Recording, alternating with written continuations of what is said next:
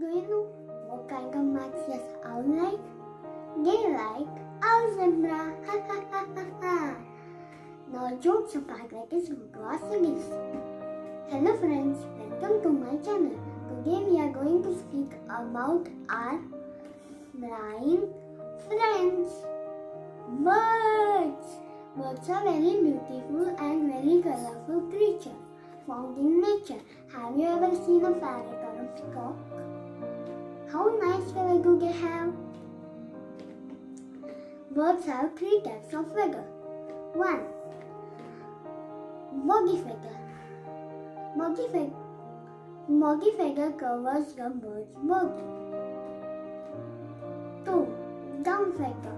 Soft and fluffy feather that keep the birds warm. 3. Flight feather. Long and help the birds to fly. Different types of birds have different types of beak, such as pigeon and peacock have short but strong beak that help them to crush the seeds and grains. Parrots have curved and pointed beak that help them to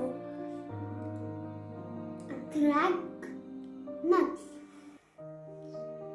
Hummingbirds have long and pointed beak that help them to suck the nectar from the flowers. Flesh-eating birds such as vulture and eagle have curved, hooked and pointed beak that help them to carry the flesh and eat it. Swimming birds such as goose and duck have long and broad beak. The shelter where the birds stay is called a nest. They make their nest on their own. They lay egg in it. Sparrow makes its nest by thread, twigs and leaf.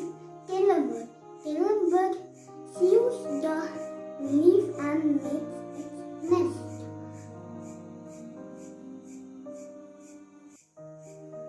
Woodpecker makes its nest by making a hole in a tree trunk. Weaverbird makes its nest by twig, grass and leaves. The weaverbird nests hangs on the tree. Fun fact: cuckoo bird does not make its own nest because it is lazy.